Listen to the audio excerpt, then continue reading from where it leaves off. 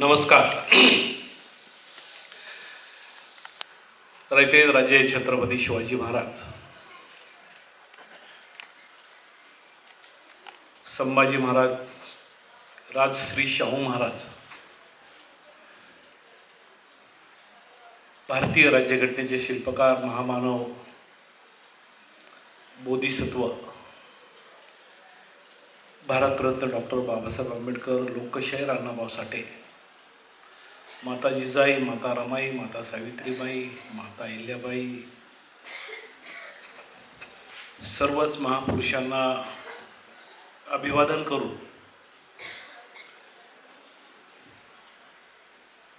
आज या कार्यक्रमाला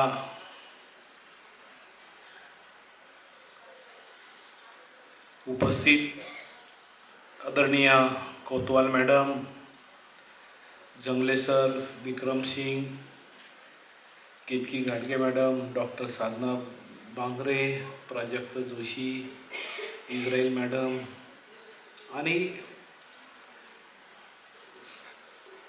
यार्दी संस्था आणि त्यांच्या संलग्न असणाऱ्या सगळ्या संस्थाचे प्रमुख, स्टेजवर आणखीन काही नाव असतील, मला नाव घेता नसेल आले तर माफ करा. समोर उपस्थित सर्व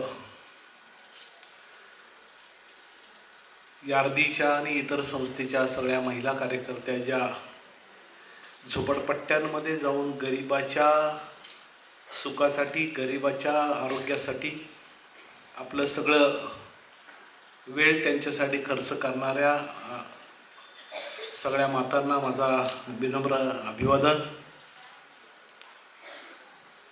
काल सावित्रीबाई फुलेंची पुण्यतिथी झाली आणि काल घनकचरा विभाग आणि समाज विकास संस्थेचा कार्यक्रम गणेश कला क्रीडा या ठिकाणी झाला. याच विषयावर होता. बरेचसे लोक इथले त्या ठिकाणी कार्यक्रमाला असतील, इथंही भेटलेत काही लोक. या ठिकाणी यार्दी संस्था आणि त्यांच्या संलग्न असणाऱ्या सगळ्या संस्था या खूप छान पद्धतीने काम करतात. त्यांच्यासाठी जोरदार टाळ्या वाजून त्यांचं स्वागत करावं, अभिनंदन करावं. खरं म्हणजे माझी ओळख करून दिली. मला ओळखणारे भरपूर लोक आहेत इथं, महिला भरपूर आहेत इथे, सगळे मला ओळखतात. विक्रम सिंगजी, माझं मराठी समजते का तुम्हाला? हां, ठीक आहे. नंतर माझी हिंदी अडचणीची आहे, मी काय बोलतो तुम्हाला कळणार नाही, सगळे असे बॉन्सिंग बॉल होतील. मी एक चळवळीतला कार्यकर्ता. खरं म्हणजे मी एक झोपडपट्टीमध्ये माझा जन्म झालेला आहे.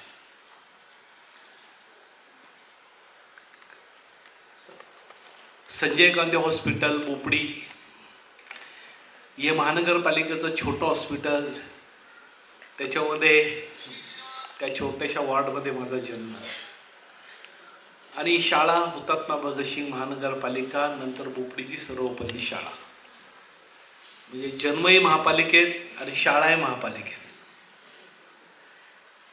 यामुळं जे प्रश्न इथं उपस्थित होतात ते प्रश्नाशी माझं खूप जवळचं नातं आहे. मी महापौरपद स्वीकारल्यानंतर डायसवरून हे मी भाषण केलं. डायस माझं कुणी ऐकलं नसेल तर आता यूट्यूबला ते आहे सगळीकडे. मी डायसवरून सांगितलं, ज्या छत्रपती शिवाजी महाराज सभागृहाच्या याच्यामध्ये मोठे मोठे नगरसेवक अधिकारी बसतात, त्यांच्यासमोर मी हे माझं मत मांडलेलं आहे की या शहराचा उपमहापौर म्हणून आज मी या डायसवर बसलेलो आहे, परंतु आमच्या नशिबी शौचालयच नव्हते. म्हणजे संडास काय हे आम्ही कधी पाहिलं नाही. माझ्या आईबापांनी पाहिलं नाही, मी लवकर पाहिलं नाही. रेल्वेच्या कडेला आमची वसाहत, सिद्धार्थनगर झोपडपट्टी, समोर बॉम्बे पुणा रोड, पलीकड रेल्वे, मध्ये आम्ही. त्या वसाहतीमध्ये राहत असताना आमच्या त्या झोपडपट्टीची वसाहत म्हणजे ती पत्र्याची घरं, काही पालं बांधलेली, कारण की सगळी या शहराला रोड बनवण्याचं काम म्हणजे बिल्डिंग म्हणजे हे शहर देखणं करण्यामध्ये आमचे आईबाप गुंतले होते.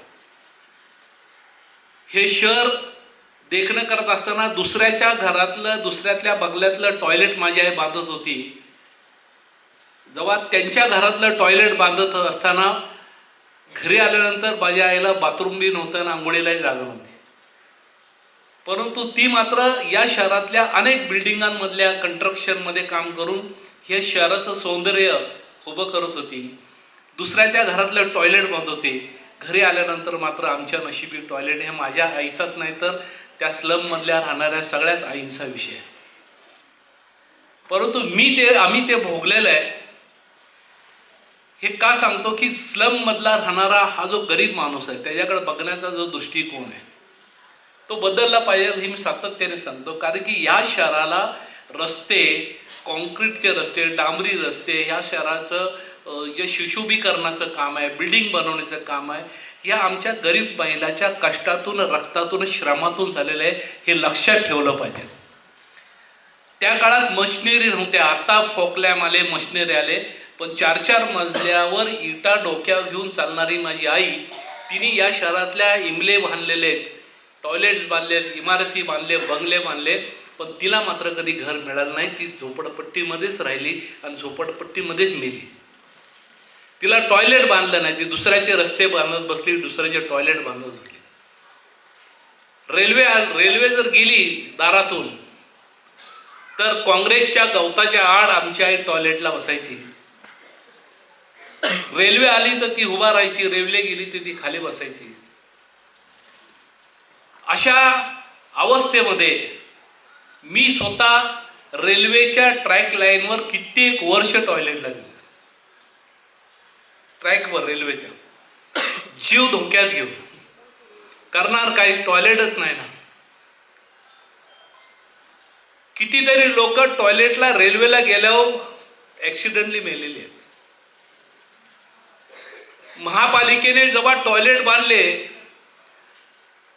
ती योजना आली की टॉयलेट बांधा, ते रेल्वेच्या डब्या असल्यासारखे टॉयलेट बांधले, नुसते टॉयलेट बांधले ना. तिथं स्वच्छतेची हे ना, काही पाण्याची व्यवस्था, लाईटची व्यवस्था आहे, तुमच्यासाठी बांधले टॉयलेट ना. टॉयलेटला नीट धड काही नाही. नुसतं एक मानसिकता बदलली पाहिजे. एक मोठ्या लोकांमधली मानसिकता आहे ना, ही बदलण्याची खूप गरज आहे. जी सोच आहे की नाही काय द्यायचं आहे ह्यांच्यासाठी, हे दिले ना बाद झालं, ठीक आहे, दिले ना, झालं ना, बांधले टॉयलेट. ज्या किमतीमध्ये महानगरपालिका टॉयलेट बांधते, जे बजेट उपलब्ध होतं, जे बजेट त्या ठेकेदारापर्यंत जातं, त्या बजेटमध्ये मी माझ्या बंगल्यातल्या टॉयलेटपेक्षा देखणं टॉयलेट त्या किमतीमध्ये बांधू शकतो. एवढे पैसे महापालिका ठेकेदाराला देते. 25 लाखामध्ये किती चांगलं टॉयलेट बांधू शकतो आपण. मला देऊन बघा, मी कसं बांधतो बघा. परंतु ते 25 लाखाचं टॉयलेट महापालिका बजेट उपलब्ध करते. ते उपलब्ध केल्यानंतर कागदावर येऊस तर, कागदावरून ते प्रत्यक्षात त्या ठेकेदाराला काम करूस तर, त्याचं बिल मिळूस तर ते बजेटची किंमत होती 10 लाखाच्या अलीकडं. आणि सांगताना काय 25 लाख दिले या टॉयलेटला. अरे हातात किती आले, त्याला गळती किती आहे, किती हात आहेत, नगरसेवक आहे, अमुक आहे, तमुक आहे, बिलो आहे, नाही का, द्यायचंच नाही नीट.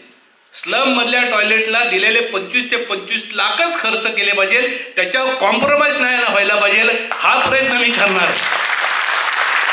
कशाबद्दल बिलो जायचं नाही का, 100% द्या. माझं तर म्हणतं टेंडर काढू नका, तुम्ही असेच पैसे द्या आणि त्याकडून काम करून घ्या. तुम्ही टेंडरिंगला दिलं तर बिलो जाणार, बिलो झाल्यावर किती वाटायला येणार. आणि जे टॉयलेट बांधतात, जे इंजिनियर असतात काम करणारे, जे अधिकारी असतात, माफ करा, त्यांची तरी काय मानसिकता आहे. हा ठीक आहे, ओके, ठीक आहे, बांधलं ना, टाईल्स नीट ना, ते भांडं नीट क्वालिटीचं ना, ते पायऱ्या नीट असतात, ते एकाला एक आपलं कर्ज खरबुडं बनवलं नाही का. असे टॉयलेट बांधतात. खरं आहे का नाही खोटं सांगा तुम्ही, नाही काय? खोटं मी बोलत असेल तर मला सांगा, मी खोटं बोलतो. कधी झोपडपट्टीमधले टॉयलेट जाऊन बघा जरा. कधी कधी मी काही लोकांना म्हणत असतो की बाबा रे, तू माझ्या सिद्धार्थनगरच्या त्या झोपड्यामध्ये 10 दिवस राहून दाखव, मी तुझ्या 10 दिवस बंगल्यात राहतो. 10 दिन मेरे घर में रह के देखो, कळल की नरक यातना काय असते, नरकात काय राहतात माणसं. हे जे कायदा बनवतात, जे नियम बनवतात, जे फंड देतात, जे हा शहर चालवतात, त्या शहरातल्या लोकांनी 10 दिवस त्या स्लममध्ये जाऊन मार्केट यार्डच्या स्लममध्ये राहा. 10 दिवस राहा. दुसऱ्या दिवशी पळून नाही आलं तर मला सांगा. गप्पा मारणारे खूप आहेत, खूप बोलबच्चन असे भाषणं करतात. पण प्रॅक्टिकली काय परिस्थिती आहे? मी त्या वर्गातून येतो ज्या वर्गातील घायरे वर्गातून गाव कुसाबाहेर आयुष्यभर आम्हाला विशीच्या बाहेर टाकलं. त्या शेड्यूल कास्ट गरीब जमातीतून येतो. आज मी डेप्युटी मेयर झालो, CM साहेबाला भेटायला गेलो. देवेंद्रजी म्हणले जोरदार काम कर.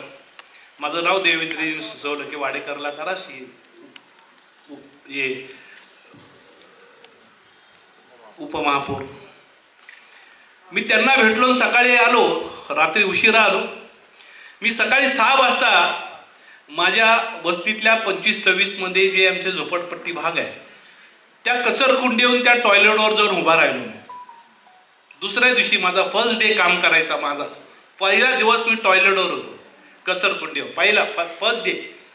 आणि मी माझ्या उपमहापौराच्या कार्यालयाला सांगितलं, ते अजून बसले नव्हतो मी तिथं, मला अजून खुर्ची साफसफाई चालली होती, पण मी झालो होतो ना उपमहापौर. मग त्यांना फोन केला, साहेब जरा उद्या सकाळी 6 वाजता मी आमच्या झोपडपट्टीतल्या टॉयलेटवर जाणार आहे, नाही का, तर तुम्ही तसं हे निरोप द्या देता आले तर. मी 6ला गेल्यानंतर माझ्या अगोदर सगळे अधिकारी तिथं एकदम उभे होते. मी म्हणले चमत्कार झाला. मला कळालं यार या पदात पावर आहे, नाही का. सगळे 6 वाजता आले.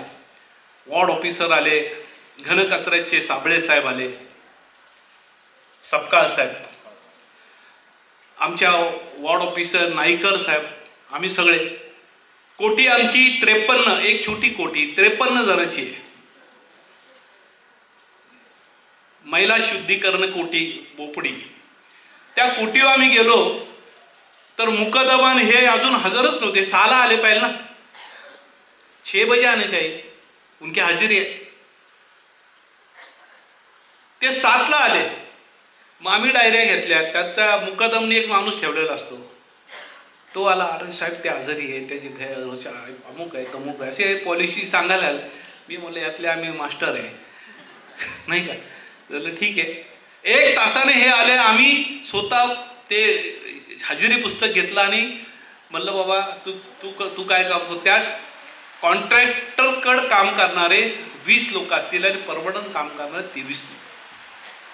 त्यांना आपण काहीतरी हे दिलंय, ते बायोमेट्रिक नाही का, ते कुठं असतात, कुठं कोण काम करतंय, ते सगळ्यांचं तुटलेलं आहे, परमनंट कामगारांचं. प्रत्येकाला विचार, साहेब घाळ झालंय काय. तर मग त्या मुकदमाला विचारलं, मी जास्त बोलते का, बोल. त्या मुकदमाला विचारलं की अरे तुम्ही तक्रार नाही केली. नाही साहेब केली, पण बघतो कागद शोधतो, नाही का, नाही का. आणि जेव्हा हे 53 लोकांची यादी आम्ही पाहिले की कॉन्ट्रॅक्टरकडच्या बऱ्याचशा लोकांकडे ते डिव्हाइस आहे, पण परमनंटकडे लोकांकडं डिव्हाइसच नाही, तोडून टाकले, नाही का. आणि यादीवर पाहिलं तर मागच्या काही दिवसांमधल्या यादीवर 53 लोक हजर आहेत आणि आम्ही ज्या दिवशी हजेरी घेतो त्या दिवशी फक्त 23 लोक हजर आहेत. किती गडबड आहे. हा झोपडपट्टीच्या स्वच्छतेबद्दल आपण ह्या ठिकाणी चर्चा करतो, बोलतो, आपण पोटतिडकीने बोलतो. आपला कामगार त्याला न्याय देतो का, जो लाखो रुपये पगार घेतो, मुकदम घेतला, सगळी साखळी आहे, खालून वरपर्यंत चैन.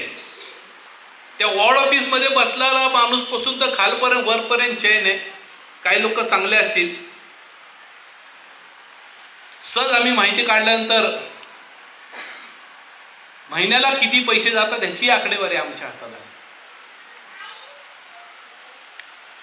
मी आयुक्तांना सांगितलं की हे खूप गडबड, हे माझ्या प्रभागातला विषय नाही आहे, हा सगळ्या शहरातला विषय आहे. जर काम करणारच नाही आहे, हजेरी पुस्तकावर 100 लोकांपैकी 20च लोक जर कष्ट करत असतील तर कसं पुणे शहर स्वच्छ होणार नाही. सगळे मिलीभगत आहे. हे नीट केलं पाहिजे. आरोग्य खात्याचे सपकाळ साहेबाच्या ऑफिसमधले कोण आले असेल तर लक्षात ठेवा, हे नीट केले पाहिजे. हे सगळं करप्शन थांबलं पाहिजे.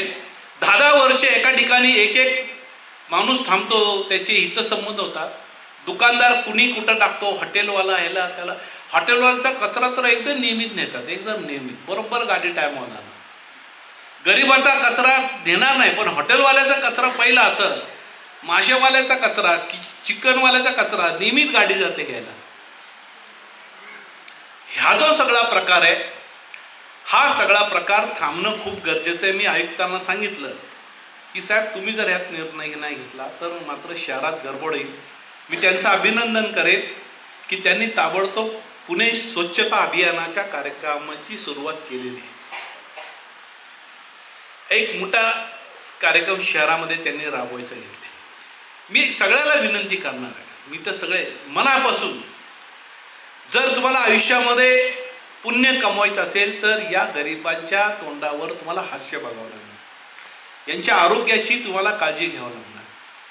मी कधी कधी असं म्हणतो, परवाच बोललो, काल बी बोललो की मी आता डॉक्टर बाबासाहेब आंबेडकरांच्या कृपेने मी आता फ्लॅटमध्ये गेलो आहे.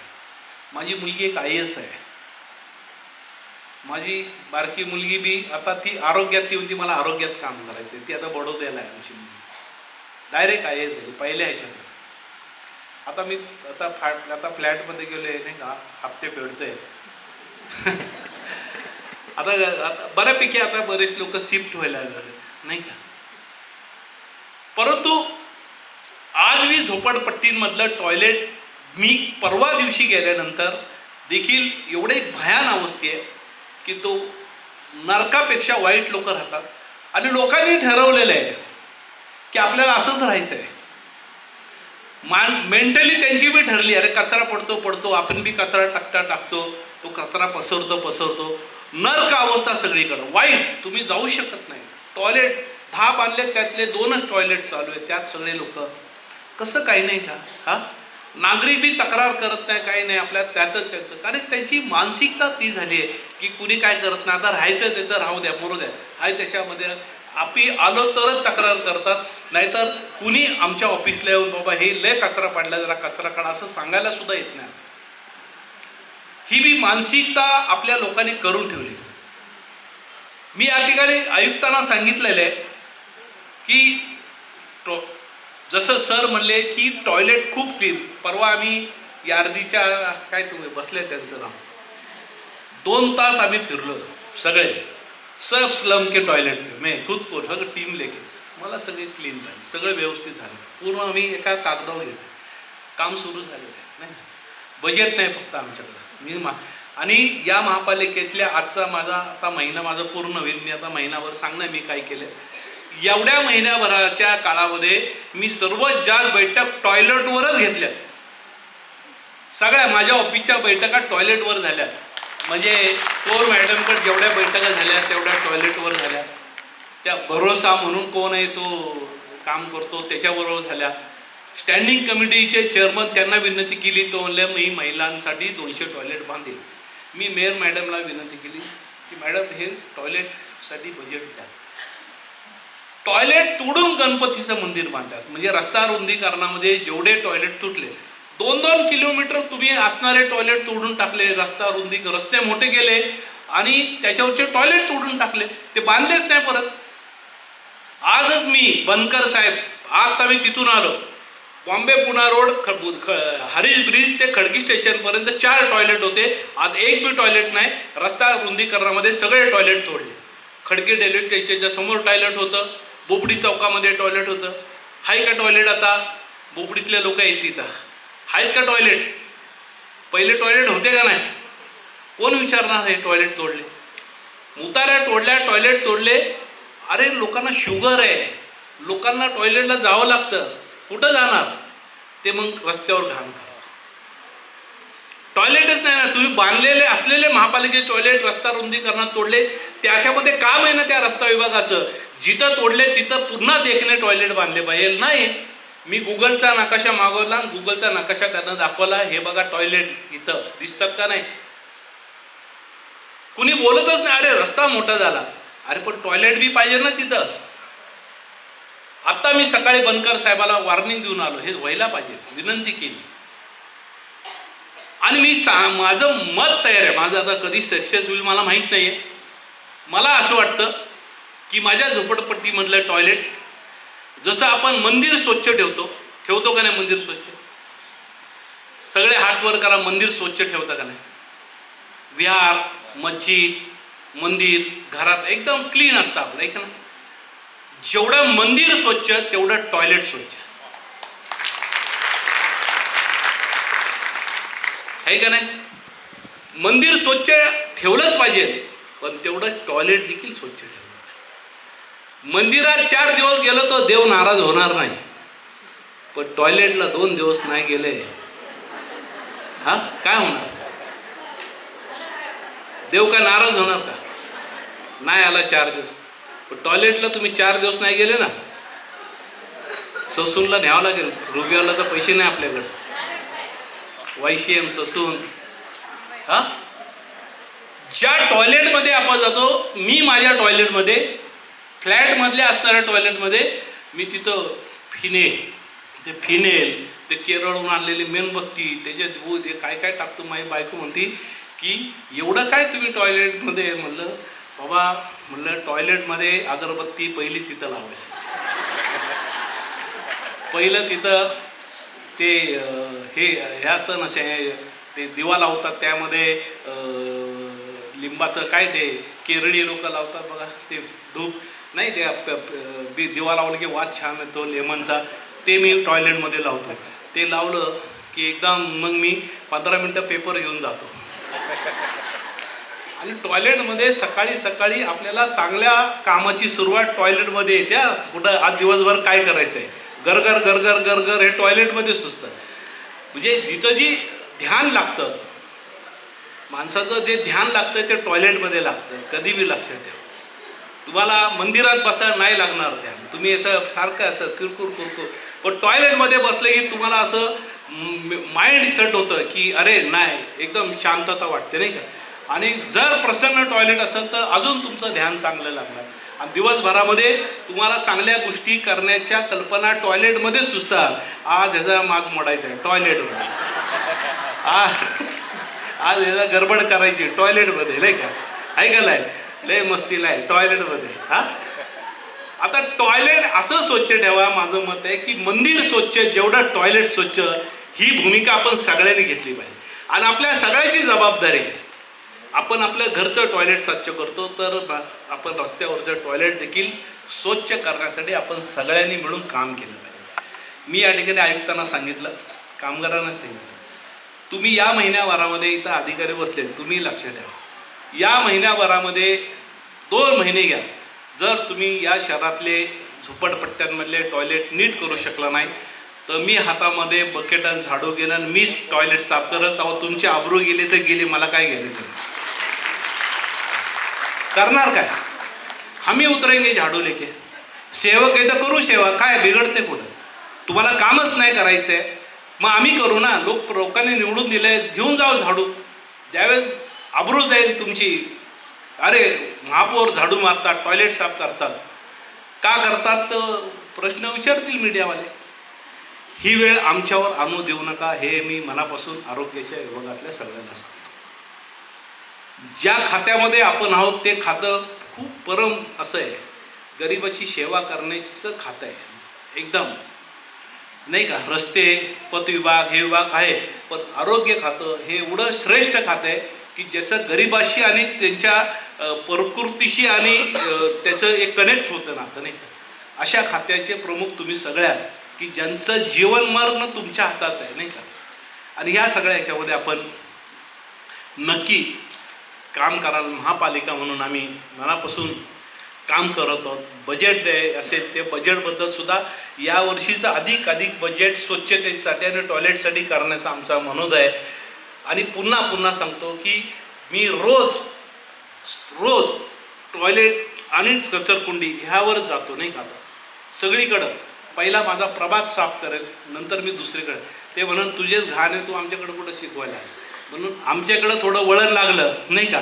मी एक यार्दीच्या मॅडम आहे त्यांना म्हणलं की एक काम करा की हे जे टॉयलेट आहे ना नाही का आपण बनवून देऊ चांगलं, पण तिथे एक वही ठेवा आणि त्या संडासच्या आजूबाजूच्या एक 5 लोकांच्या सह्या, नाही हे स्वच्छ झालेलं आहे, इथं पाणी येत आहे, क्लिअर आहे, तरच त्याचा पगार द्या, हजेरी लावा, नाही तर हजेरी लावायचीच नाही, खाडाच त्याचा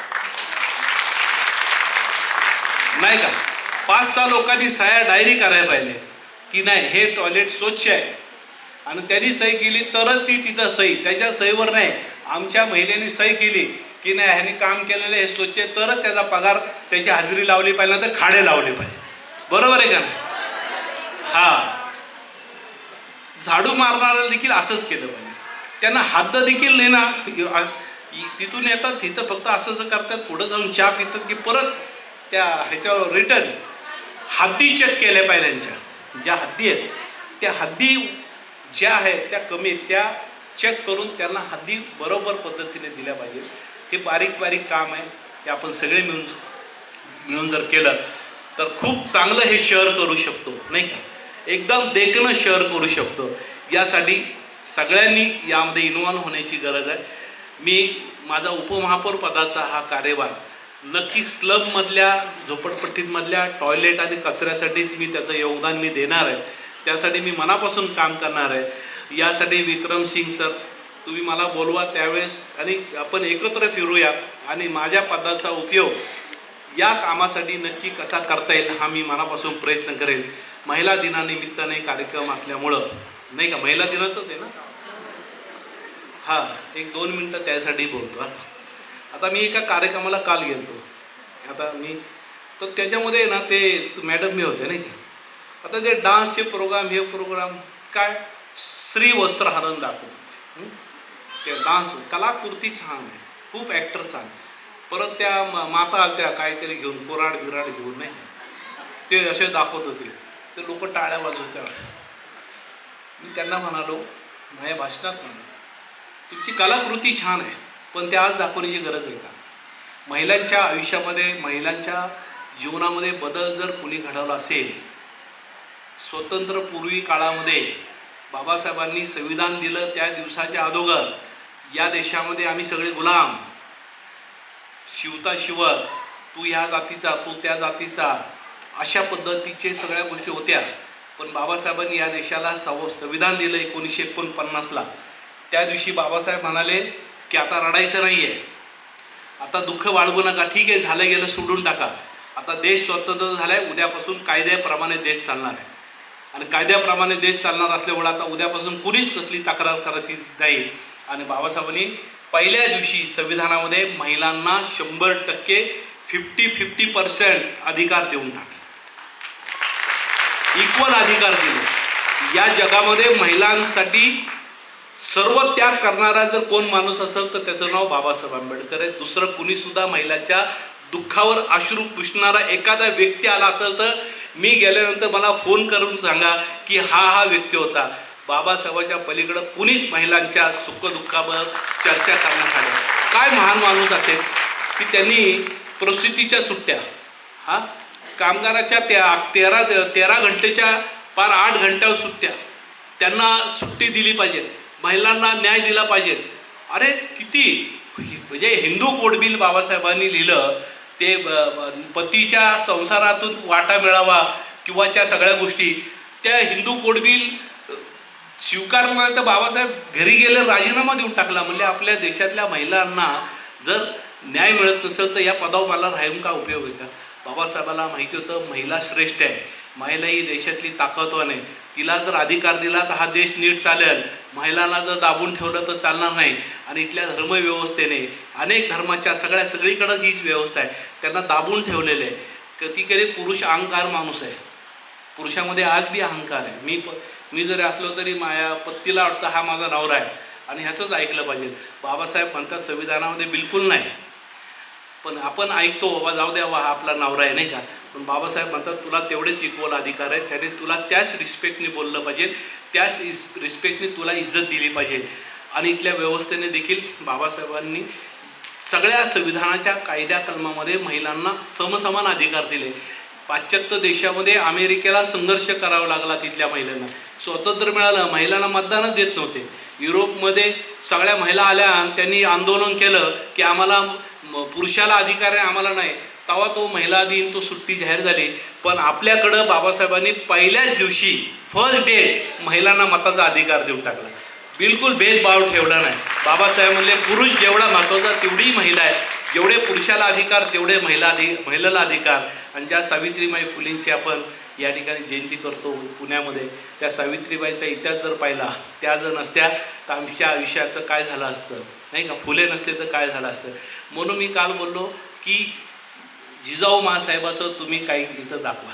म्हणजे विचार करा, जिजाऊ माँसाहेब शिवाजीला घडवता तेव्हा त्या काळामध्ये म्हणजे स्त्री व्यवस्थेच्या विरोधात तिथली व्यवस्था होती. म्हणजे स्त्रियांनी पुढाकार घ्यायचा नाही, स्त्रियांनी पुढे यायचं नाही, ती दाराच्या बंदच. त्या काळामध्ये जिजाऊ असेल, त्या काळामध्ये अहिल्याबाई होळकर असेल, ह्यांनी जी परिवर्तनासाठी क्रांती केली. आणि या क्रांतीच्या विरोधामध्ये पुण्यामध्ये सावित्रीबाई ज्या ताकदीने लढल्या, त्याच्या अगोदर जिजाऊ कशा लढल्या असेल याचा विचार करा, नक्की विचारच केला पाहिजे ना. शिवाजीला घडवलं त्या सगळ्याच्या, तो इतिहास आपण आपल्या स्त्रियांसमोर मांडला पाहिजे की नाही. हे परिवर्तन झालेलं आहे आणि आता डेव्हलपमेंट कर आपण चाललेलं आहे. पुन्हा पुन्हा अंधश्रद्धा आणि गुलामगिरी नाही ह्याच्यातच राहावा असं जर कोणी सांगत असेल तर ते बरोबर होणार नाही आहे.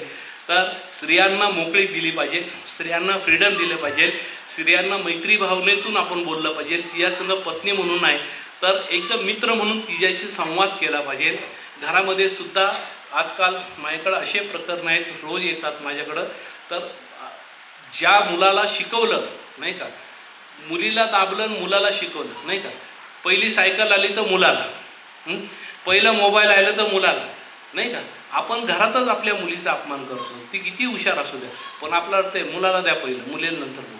पण ते मुलं लग्न झालं की आईला बी हाकलायला लागलं तर बापाला बी हाकलायला लागलं आणि मुली सांभाळायला लागल्यात. हां आहे का नाही, खरं सांगा. हां मोठ्या झाल्या की सुनबाई बी नीट बोलत नाही आणि ते पोरगं बी ते नादाला लागते, पोरगं बी नीट बोलत नाही. हां अशी अवस्था आहे.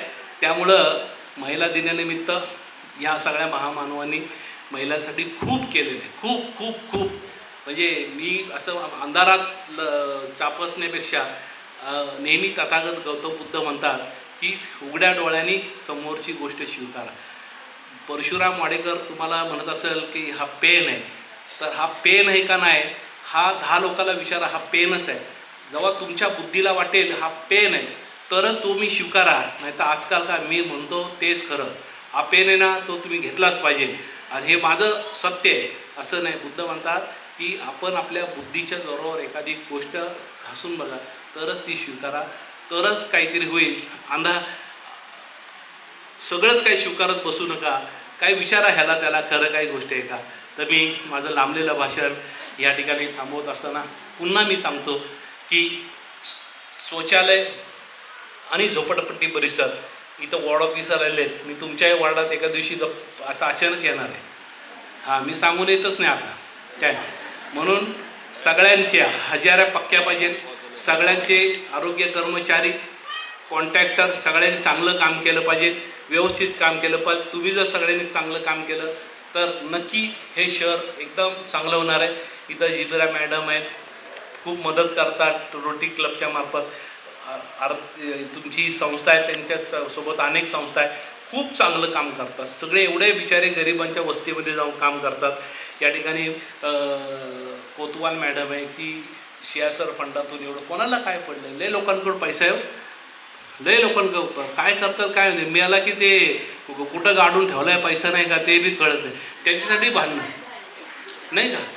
ते मिळालं की ते पोरं भांडणं करतात पैशासाठी. म्हणजे नाही का जे आईबाप लेकराला सुखासाठी करोडो रुपये जमा करतात, तो बाप मेला रे मेला लगेच दुसऱ्या दिवशी वाटण्याला भांडणं. मी नेहमी सांगत असतो की सियासर फंडांमधली जी लोक पुण्याचं काम करतात असं काम करा. एवढे पैसे असतील तर ते गरिबांच्या दानामध्ये मदत करा. नक्की तुम्हाला त्याचं पुण्य लागेल. आणि ज्या ह्या कामासाठी मदत करतात त्या सगळ्या पुण्यवान लोकांना मी मनापासून त्यांचं मंगलमय, त्यांचं शुभकामना, त्यांना उदंड आयुष्य लागो अशा पद्धती सदिच्छा शुभेच्छा व्यक्त करतो. आणि तुम्ही मला बोलवलं, माझा सन्मान केला, त्याबद्दल तुमचे आभार आहे. यार्दीनी आणि बाकीच्यांनी मला कधीही बोलावं, कुठल्याही कार्यक्रमाला बोलावं, वस्तीत बोलावं, झोपडपट्टीत बोलावं, टॉयलेटवर बोलावं, मी कधी बी या कामासाठी सगळं काम सोडून तुमच्या या कामासाठी